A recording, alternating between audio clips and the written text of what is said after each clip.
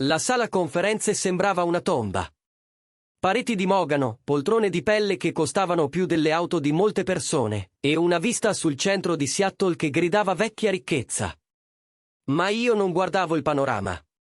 Fissavo la banconota da $10 tra le mani mentre mia moglie se ne andava da me e mio fratello contava i suoi milioni.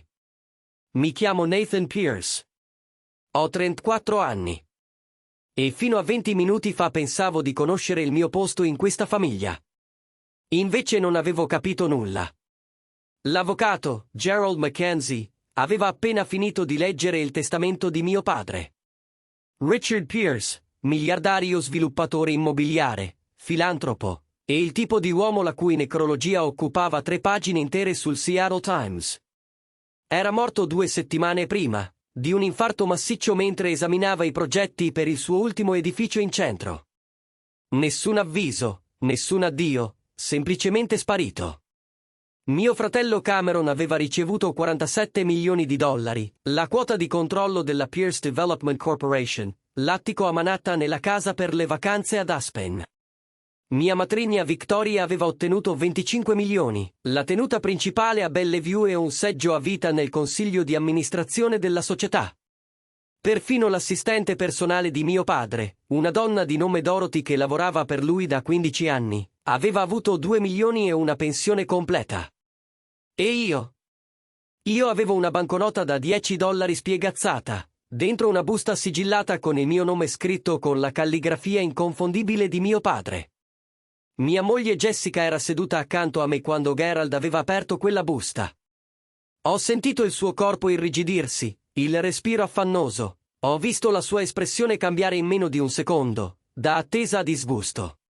Stai scherzando? Aveva detto, la voce abbastanza alta da rimbalzare sulle pareti di mogano.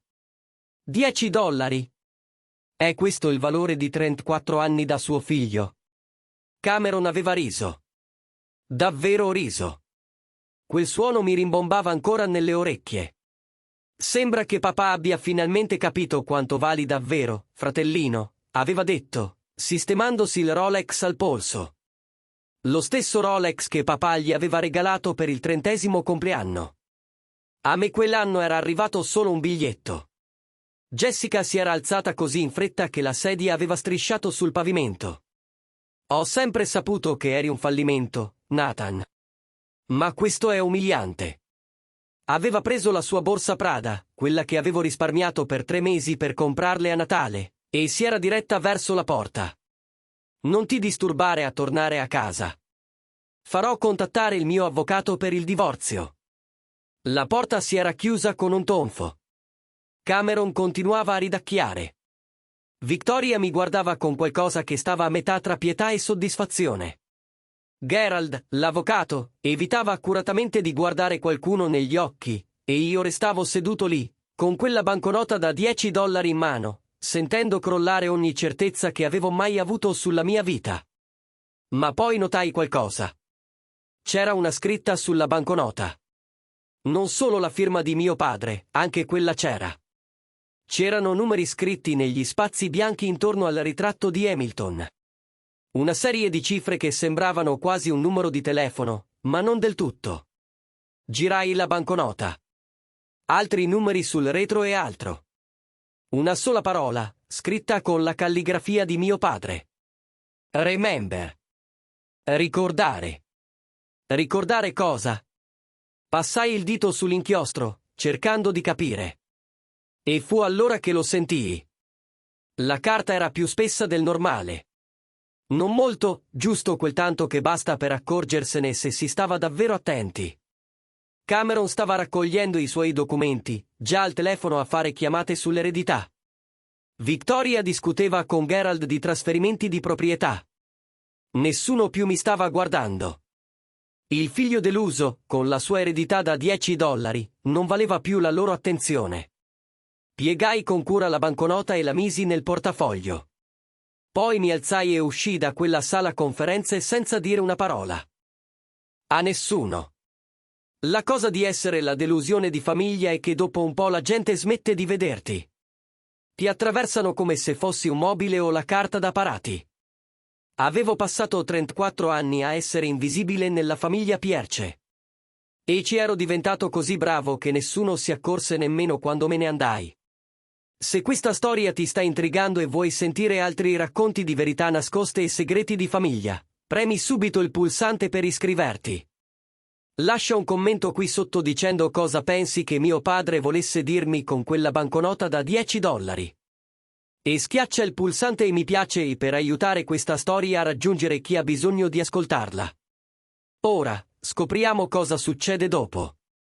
Il mio appartamento era a Capitol Hill, un monolocale angusto che Jessica aveva sempre criticato. Non c'è abbastanza spazio per gli armadi, diceva.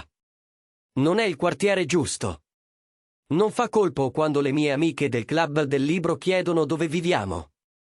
Ero stato insegnante di storia alle superiori per 10 anni, guadagnavo $52.000 l'anno, una cifra decente per Seattle, ma non certo da famiglia Pierce. Non come l'ufficio angolare di Cameron e il suo conto spese. Nemmeno lontanamente. Jessica era stata coordinatrice marketing quando ci siamo conosciuti 7 anni prima. Allora sembrava diversa, meno ossessionata dallo status e più interessata alla persona che ero davvero. O forse ero solo troppo cieco per vedere cosa voleva davvero.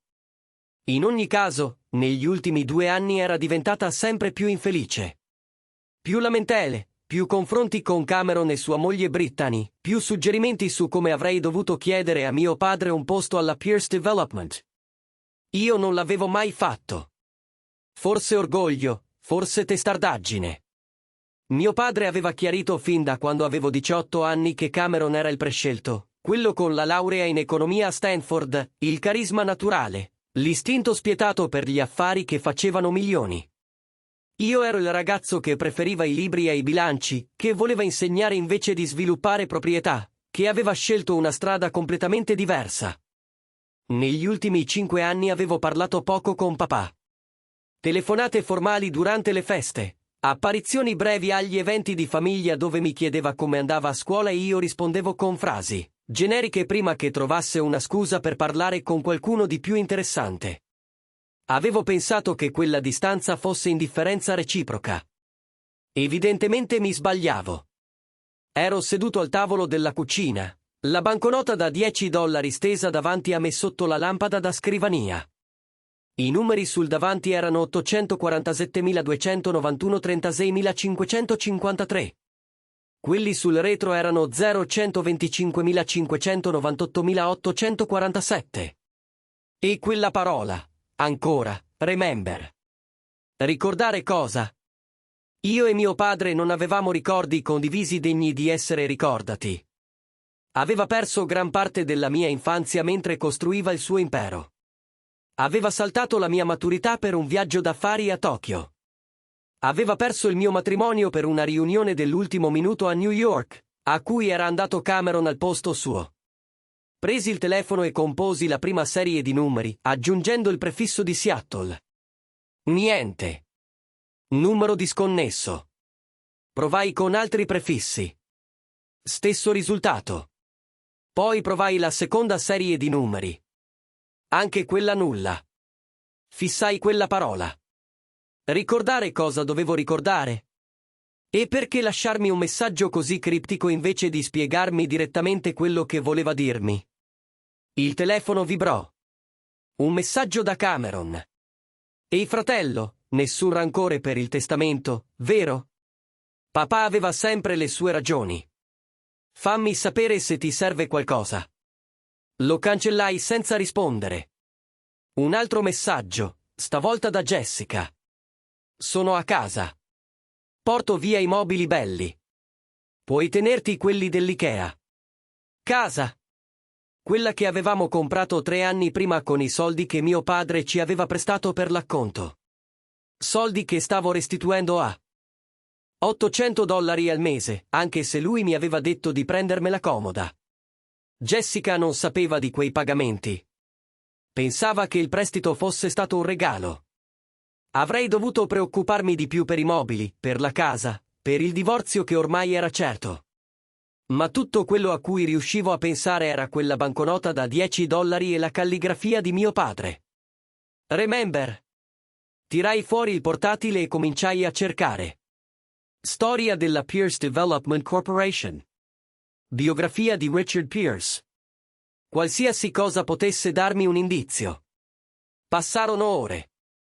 Il caffè si raffreddò nella tazza. La pioggia di Seattle cominciò a battere contro la finestra. E poi lo trovai. Un articolo di giornale del 1987, quando mio padre stava appena iniziando nel settore immobiliare. Il titolo diceva: Sviluppatore locale salva edificio storico dalla demolizione. L'articolo raccontava come Richard Pierce avesse acquistato un vecchio edificio bancario all'847 Second Avenue, destinato a essere demolito. Lo aveva ristrutturato, trasformandolo nel suo primo grande complesso per uffici. 847 Second Avenue, le prime cifre dei numeri sulla banconota. Le mie mani cominciarono a tremare mentre aprivo Google Maps. L'edificio c'era ancora, ora si chiamava Pierce Plaza. E la banca che originariamente occupava il piano terra, la First National Bank, filiale 012, la seconda serie di numeri. 012 doveva essere il numero della filiale bancaria. Ma il resto? 558.947. Fissai quei numeri finché non si confusero. Poi capii. Il mio compleanno, il 5 maggio 1989. 558. Ma perché aggiungere 847 alla fine? Presi di nuovo la banconota da $10, guardando più da vicino la firma di mio padre. Non era solo la sua firma. C'era un piccolo dettaglio, così piccolo che quasi non lo avevo notato. Scatola 8, 47. Una cassetta di sicurezza. Mio padre mi aveva lasciato l'accesso a una cassetta di sicurezza alla filiale della First National Bank in Pierce Plaza. Controllai l'orario. Le 21:47. La banca sarebbe stata chiusa, ma non potevo aspettare. Presi il cappotto, la banconota da $10 e uscii sotto la pioggia di Seattle. Pierce Plaza sembrava diversa di notte. La struttura di vetro e acciaio si ergeva sopra la facciata storica dell'edificio originale della banca, una scelta architettonica voluta da mio padre. Preservare il passato mentre si costruisce il futuro, aveva detto in un'intervista. Stavo fuori dalle porte girevoli, la pioggia mi bagnava la giacca, e mi chiedevo cosa diavolo stessi facendo. Entrare di nascosto in una banca non era esattamente una mossa intelligente, anche se tecnicamente la mia famiglia possedeva l'edificio.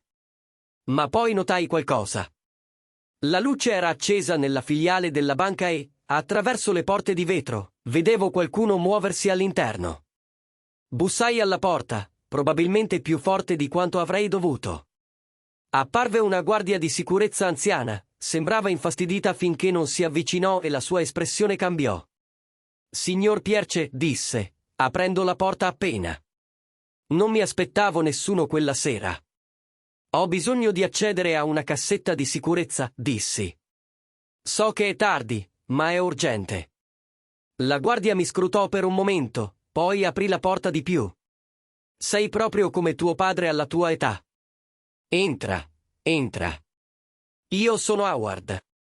Lavoro qui alla sicurezza da 20 anni. Mi guidò attraverso il salone vuoto della banca, i nostri passi risuonavano sul pavimento di marmo. Tuo padre era un uomo buono, disse Howard. Veniva qui a volte tardi la sera solo per passeggiare nella parte originale della banca. Diceva che gli ricordava da dove era partito. Arrivammo alla zona della cassaforte. Howard tirò fuori un enorme mazzo di chiavi. Qual è il numero della cassetta? 847, dissi. Le sopracciglia di Howard si alzarono. Quella è una delle cassette originali di quando questa era ancora una banca funzionante. Tuo padre l'ha tenuta quando ha ristrutturato. L'ha mantenuta separata dalle cassette di sicurezza normali. Aprì la porta della cassaforte e mi fece entrare. Le pareti erano foderate di cassette, ma Howard andò dritto a una nell'angolo più lontano. La cassetta 847 era più grande delle altre, più ornata, chiaramente di un'epoca diversa. Ti serviranno 2 chiavi, disse Howard. La mia e la tua. Tuo padre ha lasciato istruzioni che se qualcuno veniva a chiedere questa cassetta, dovevo chiamare un numero specifico prima. Tirò fuori il telefono. Aspetta, dissi. Quale numero? Howard mi mostrò il telefono. Il numero scritto nel suo registro di sicurezza era la stessa serie di cifre che avevo sul retro della banconota, da $10. È il mio compleanno, dissi piano. Howard mi guardò con qualcosa che somigliava a comprensione. Tuo padre ha organizzato tutto questo 3 mesi fa. Ha cambiato di persona tutti i protocolli di accesso. Ha detto che se qualcuno si fosse presentato con le informazioni giuste, dovevo farlo entrare a qualsiasi ora. Fece una pausa. Ha anche detto di darti questo. Mi porse una busta ingiallita dal tempo con il mio nome scritto nella calligrafia di mio padre. Ma il timbro postale era del 1989, l'anno in cui sono nato. Le mani mi tremavano così tanto che a malapena riuscivo ad aprirla. Dentro c'era una chiave e un foglio singolo. La lettera era datata 6 maggio 1989, un giorno dopo la mia nascita. Nathan, c'era scritto. Se stai leggendo questo, significa che non ci sono più e che hai dimostrato di essere più intelligente di tuo fratello. I numeri non erano così difficili da capire, ma Cameron si sarebbe arreso al primo tentativo. Lo fa sempre. Avevi un giorno quando ho scritto questo. Tua madre dormiva in ospedale e io ero nella nursery a guardarti attraverso il vetro. Avevi i suoi occhi, la sua anima gentile, e capii subito che non saresti mai entrato nel mondo che stavo costruendo. Ho passato 34 anni a guardarti diventare esattamente chi speravo saresti stato. Gentile, riflessivo, più interessato a insegnare la storia ai bambini che a fare milioni. Non sei per niente come me, Nathan. Sei migliore. Cameron ha preso l'azienda perché è quello per cui è fatto. Farà fallire Pierce Development entro 5 anni. Ma quella è la sua lezione da imparare. Victoria ha avuto abbastanza soldi per mantenere lo stile di vita per cui mi ha sposato. Tutti hanno avuto ciò di cui avevano bisogno. Ma tu, Nathan, tu avrai ciò che meriti. Non ciò di cui hai bisogno, ma ciò che hai guadagnato essendo l'unica persona in questa famiglia che non mi ha mai chiesto nulla. Nella cassetta 847 troverai la documentazione di Pierce Holdings LLC, una società separata che ho costruito per 30 anni. È completamente indipendente da Pierce Development, Real Estate, Investments e Holdings, e vale circa $340 milioni. È tua. Tutta tua. Ci sono anche lettere, una per ogni compleanno che ho perso, ogni laurea a cui non sono stato, ogni volta che ho scelto il lavoro invece di essere tuo padre. Non chiedo perdono. Non lo merito. Ma voglio che tu sappia che ti ho visto, Nathan. Ti ho sempre visto. Anche se la banconota da $10 era il primo denaro che ho mai guadagnato nel settore immobiliare, una scommessa con un altro sviluppatore che non sarei riuscito a trarre profitto da quel vecchio edificio bancario. Ho vinto quella scommessa, ho iniziato il mio impero e ho tenuto quella banconota come promemoria di dove sono partito. Ora è tua. Un ricordo che a volte le cose più piccole contengono il valore più grande. Sei tu, figlio. Piccolo agli occhi di persone come Cameron e Victoria, ma più prezioso di quanto capiranno mai. Non dirlo a loro prima del 5º anno. Lascia che Cameron gestisca l'azienda. Lascia che impari. Ma quando Pierce Development fallirà, e fallirà, sarai tu a ricostruirla nel modo giusto. Non come una macchina aziendale, ma come qualcosa che conta. Mi dispiace di non essere stato il padre che meritavi, ma sono orgoglioso dell'uomo che sei diventato. Nonostante me. Con affetto, papà. PS La combinazione della cassetta è il compleanno di tua madre. Era l'unica persona che ho amato più del denaro. Tu sei la prova di quell'amore. Non so quanto tempo rimasi lì a leggere e rileggere quella lettera. Howard si era allontanato silenziosamente, lasciandomi privacy nella cassaforte. Mia madre era morta quando avevo 6 anni. Cancro. La ricordavo a malapena. Solo frammenti di calore e una risata che sembrava musica. Mio padre non si era mai risposato fino a Victoria, e quello era chiaramente più un accordo d'affari che altro. Inserì la data di nascita di mia madre nella serratura della cassetta. Si aprì con un clic. Dentro c'erano file. Tanti file, atti di proprietà, certificati azionari, informazioni sui conti, e sotto tutto quello, un mazzo di lettere legate con un nastro. 52 lettere, una per ogni compleanno, laurea e evento importante mancato. Tirai fuori la prima. Datata il mio 7° compleanno. Nathan, oggi hai compiuto 7 anni e ho perso la tua festa per una riunione a Chicago. Cameron mi ha detto che hai chiesto dove fossi. Avrei dovuto esserci. Mi dispiace. La successiva, la mia laurea al liceo. Ho visto il video che tua zia mi ha mandato. Hai tenuto il discorso da tutto. Sai di Pierce Holdings. Hai visto le lettere che non ho mai inviato. Ho 68 anni. E finalmente capisco di aver costruito un impero per il figlio sbagliato. Cameron distruggerà Pierce Development. Sta già succedendo. Affari sbagliati, partnership peggiori, arroganza che ci sta costando milioni. Ma non ammetterà mai di aver bisogno di aiuto. E io sono troppo orgoglioso per licenziare mio figlio. Quindi gli lascio l'azienda e lo guardo fallire.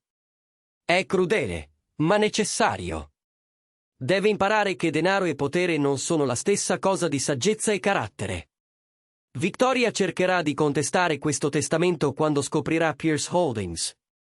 Non permetterglielo. La documentazione è a prova di ferro. Ho fatto esaminare tutto da 3 studi legali diversi. Jessica ti lascerà quando penserà che non hai nulla. Lasciala andare. Ha sposato il nome Pierce, non Nathan Pierce, la persona. Meriti di meglio. Tra 5 anni, quando Cameron avrà fatto fallire l'azienda, voglio che tu la ricompri. Non perché valga la pena salvarla, ma perché quei 2000 dipendenti meritano un leader che si preoccupi davvero di loro. Usa Pierce Holdings per farlo nel modo giusto. E Nathan, smettila di scusarti per quello che sei. Smettila di farti piccolo per adattarti alle aspettative degli altri. Valgi più di quella banconota da $10. Lo sei sempre stato. Ti voglio bene, figlio. Mi dispiace di aver aspettato di morire per dirtelo come si deve. Papà. Cadi pesantemente sul pavimento della cassaforte, le lacrime mi rigavano il volto. Howard era lì, improvvisamente, a porgermi una scatola di fazzoletti da chissà dove. Tuo padre veniva qui ogni mese, disse piano Howard. Sempre il 5, il tuo compleanno. Si sedeva proprio dove sei seduto ora e leggeva quelle lettere. A volte ne aggiungeva una nuova. A volte si limitava a sedersi e piangere. Perché non ha semplicemente parlato con me? Chiesi, con la voce rotta. Perché tutto questo complicato allestimento? Howard scrollò le spalle. Forse pensava di non meritarselo. Forse era troppo vergognoso. O forse sapeva che se avesse cercato di darti tutto mentre era vivo, tu l'avresti rifiutato. Sei orgoglioso, proprio come lui. Ma sei anche gentile, cosa che lui non è mai riuscito a essere. Passai le 4 ore successive in quella cassaforte a esaminare tutto. Pierce Holdings possedeva 47 palazzi di appartamenti in 3 stati, tutti mantenuti come abitazioni a prezzi accessibili e non come sviluppi di lusso. Deteneva la quota di controllo in 6 società focalizzate sullo sviluppo sostenibile. C'erano fondi per borse di studio, centri comunitari, persino un'organizzazione no profit completamente operativa che aiutava veterani senza casa a trovare alloggio e lavoro. Mio padre aveva costruito un secondo impero nell'ombra del primo, un impero basato sull'aiutare le persone invece che sfruttarle. E lo aveva tenuto completamente segreto a tutti, compresi Cameron e Victoria. Quando lasciai Pierce Plaza, il sole stava sorgendo su Seattle. Howard mi accompagnò alla porta, mi strinse la mano e disse: tuo padre sarebbe fiero di te. Anzi, io sono fiero di te, e ti conosco appena. Tornai al mio piccolo appartamento, dove Jessica aveva già portato via tutto ciò che voleva. Il divano buono era sparito, sostituito da quello Ikea che avevamo comprato al college. La TV era sparita. Metà della cucina era sparita. Anche gli asciugamani migliori erano spariti. Mi sedetti su quel divano Ikea scadente, tirai fuori il telefono e chiamai l'avvocato di mio padre, Gerald Mackenzie. Parla Nathan Pierce. Devo fissare un incontro per Pierce Holdings LLC. Ci fu una lunga pausa, poi. Quindi hai capito tutto. Tuo padre diceva che lo avresti fatto. Diceva anche che avrei dovuto aspettarmi la tua chiamata all'alba, il giorno dopo la lettura del testamento. Sapeva che avresti passato tutta la notte in quella cassaforte. Ha organizzato tutto 3 anni fa, subito dopo il suo primo infarto. Diceva che aveva sprecato abbastanza della tua vita e che era ora di rimediare. Ma mi ha fatto promettere di non dirti nulla finché non l'avessi scoperto da solo.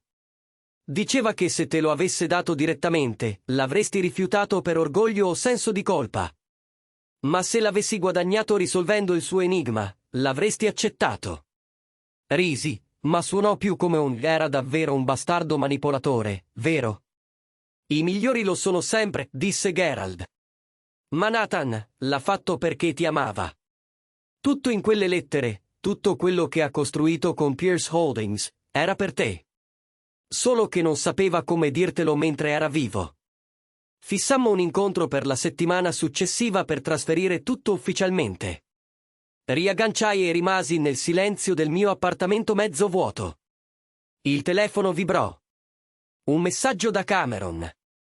Riunione del consiglio la prossima settimana. Victoria ed io stiamo ristrutturando l'azienda. Finalmente elimineremo le vecchie politiche di papà. Dovremmo essere in attivo entro 6 mesi. Sorrisi. Gerald aveva scritto in una mail che mio padre aveva previsto che Cameron avrebbe tentato la ristrutturazione entro 2 settimane dalla lettura del testamento.